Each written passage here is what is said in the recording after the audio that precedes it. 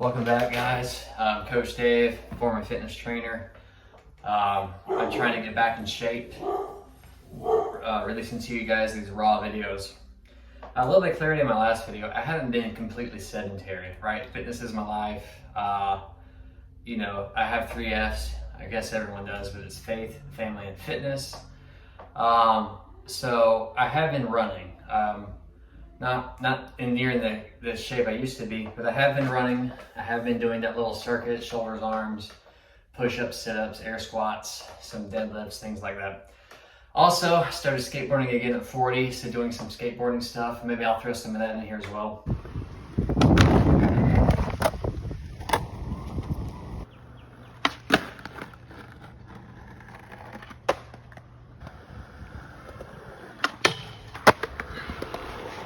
And I walk the dogs with my wife. We do like a mile loop and we just moved, so I have a new running loop. So what I'm gonna do today is just talk you through like a quick running routine and go from there. So I got these Nikes. I don't even know what these are. Whatever. I used to run with a much flatter shoe, and I would kind of run pose method where you land on the heel. You land on the ball of the foot, then the heel. That does take practice, and I never quite mastered it. And so now I don't run. You got those Hokas, those big crazy shoes. I bought some of those or some Brooks or something, and it was so cushy I couldn't do it because I was so used to being in the flat shoe. So I kind of run on something in between. I don't know. I maybe paid $70 for these. They're probably like 50 or something right now. So I'm gonna take you guys real quick through my warm up for running. Typically, my hamstring's kind of tight. Or my adductor. I'll run you through some stuff real quick. I mean, you got your quadriceps, medius, I don't remember all of it. Your tibia, which is your calves, right? Or your tibia here, which does, you guys are gonna call me out, dorsiflexion and plantar flexion. Then your calf muscle on the back, right? And so hip flexors, you got your IT band, you got your hip complex, everything right in here. So getting all of that nice and loose is definitely beneficial before you go run. It's also helpful to walk a little bit before you go into your run. I think right now I'm using Strava. I'll show you a screenshot when I'm done with the run of kind of where I ran, what it looked like, my pace, stuff like that. When I was a runner, I was on pace, right? I just wanted to get that pace, wanted to get it done, and try to get that number down each time. Right now, I just want to run and be able to do it, right? So if you look at any Couch to 5K program or something like that, it's always run, walk, walk. And the goal is to decrease the amount of time you're walking and increase the amount of time you're running. You can run, walk faster. You can do a 5K faster doing that than someone who's just trying to run the whole time but never stops, right? You know when to take your breaks, catch your breath, but then you give yourself like 10 steps or 30 seconds. If you go beyond 30 seconds, your body actually goes into recovery mode.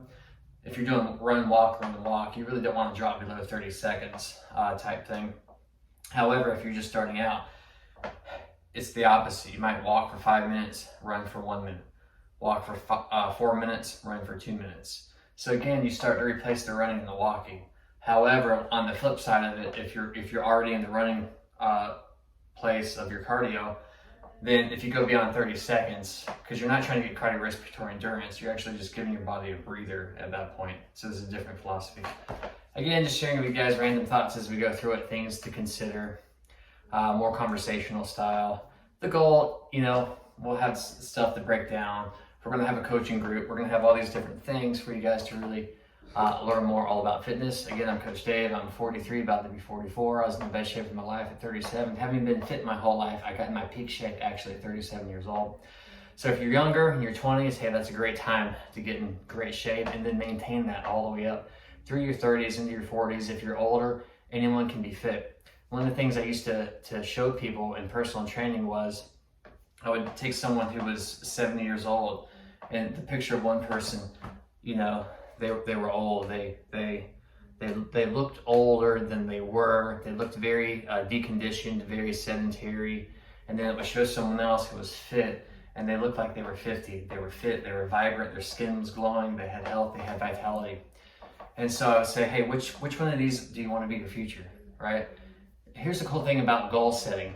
When you have a vision for your future, you can take hold of that vision. You see yourself in the done, then you can ask yourself, how did I get there? Okay, well, I did this, this, and this. Okay, what's one thing you can do today to get there? And by doing that one thing today, you've already arrived there in the future. Your better self, your fitter self is waiting for you in the future.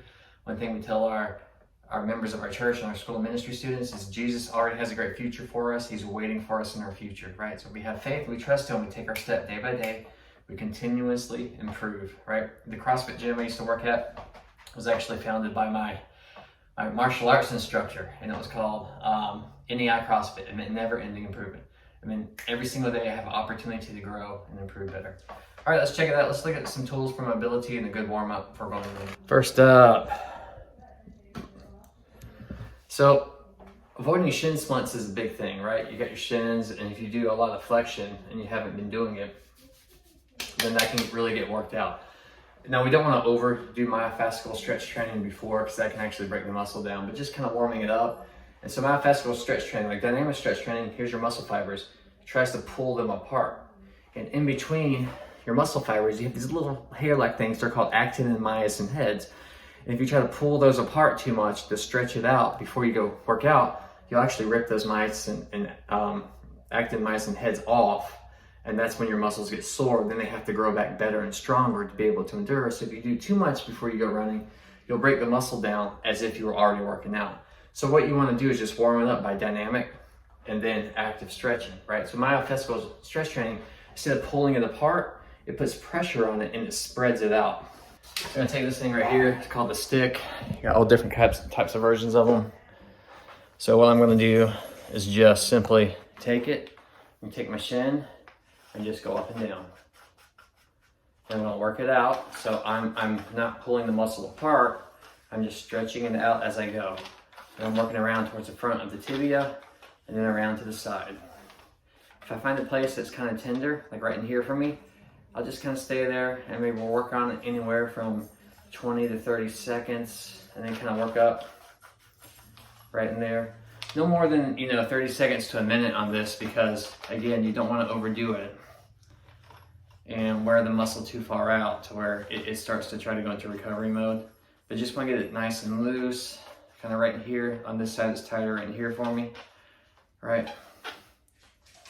You can hit the calves with it a little bit, but the better tool for hitting the calves is actually to have a foam roller.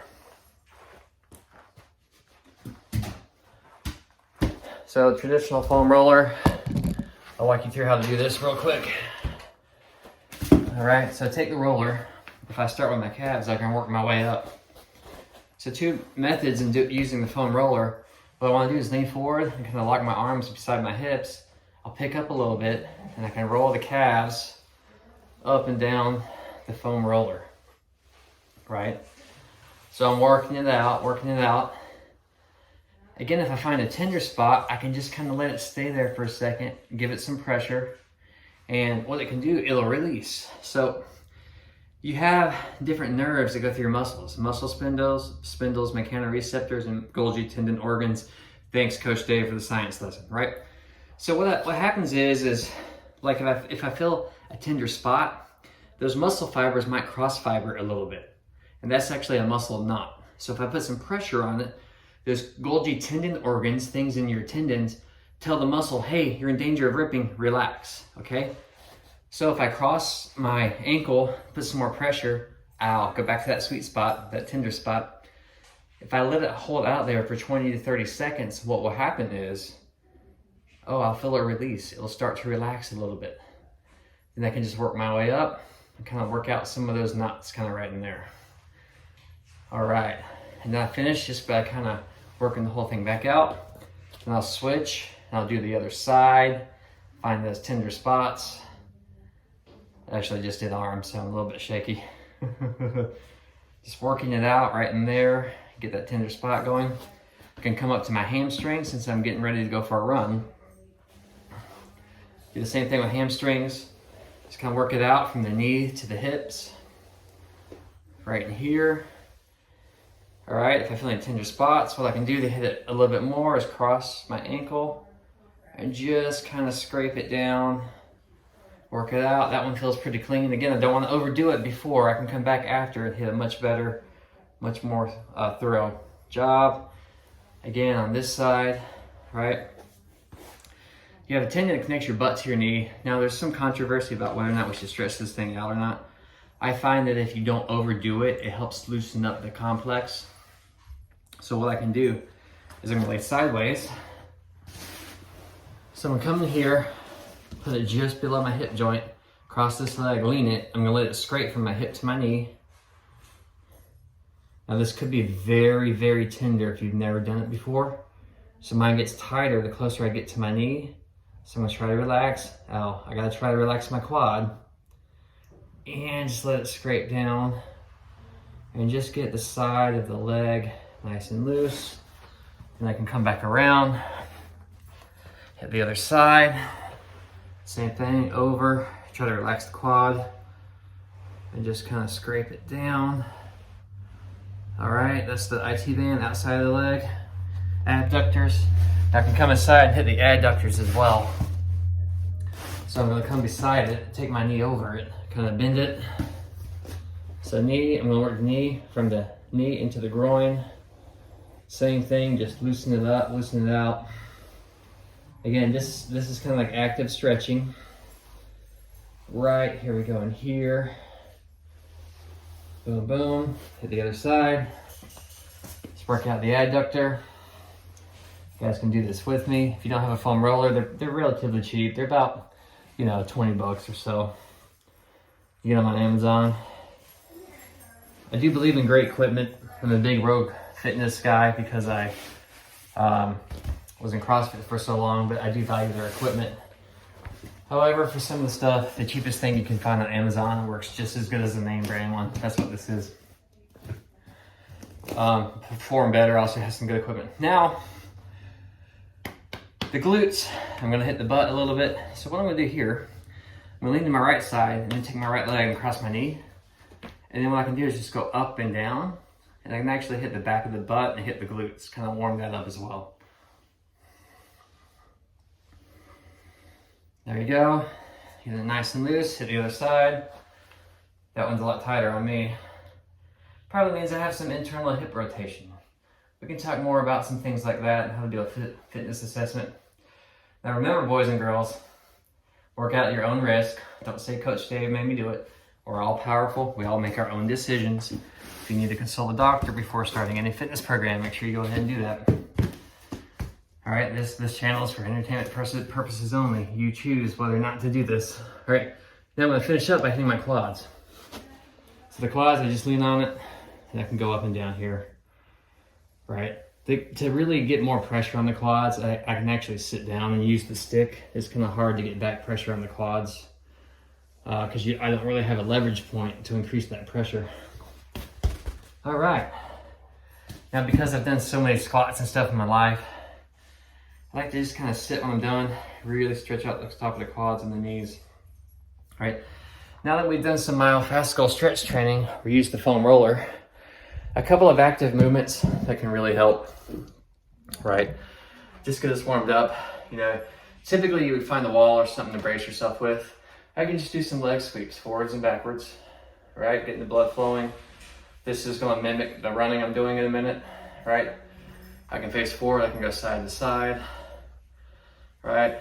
Forward, backward, working all directions, forwards, side to side. There we go.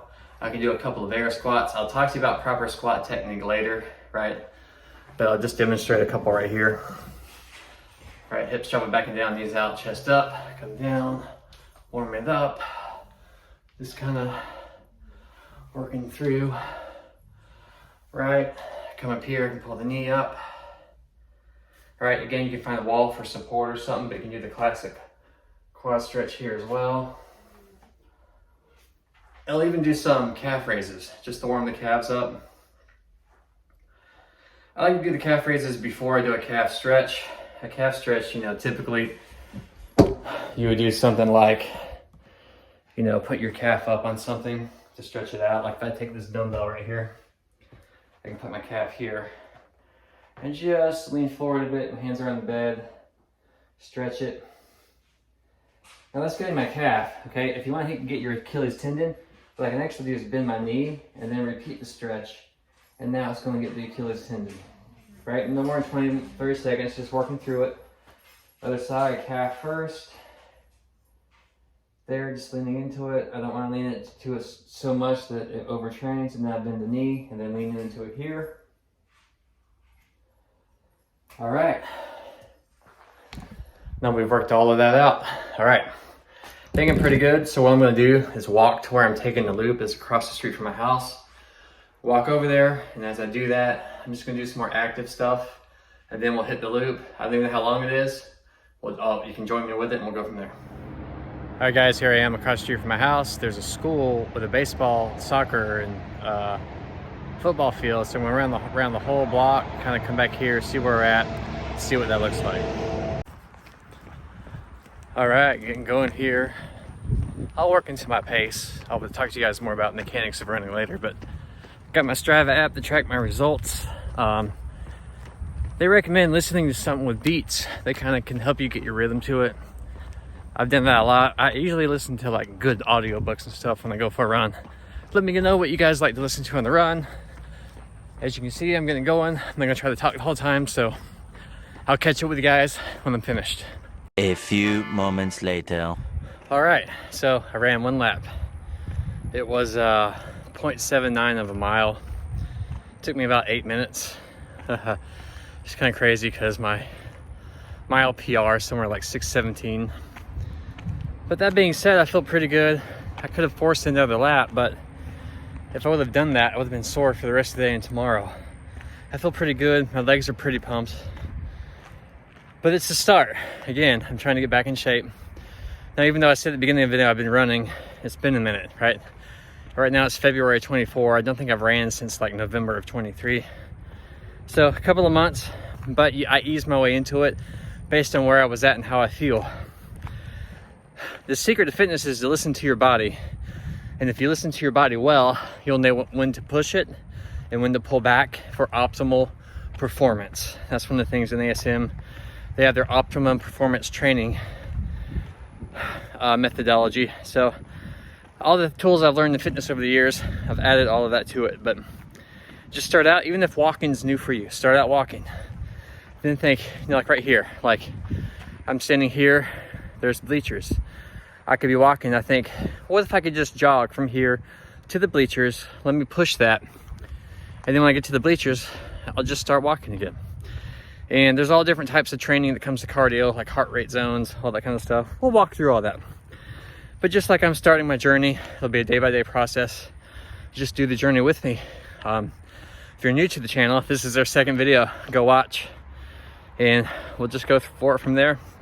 Just sharing my heart to be fit, to be a healthy father, a healthy leader, healthy husband, healthy for myself. I think you can do the same. Remember, like, subscribe, and share. And we'll check you guys next time. Blessings.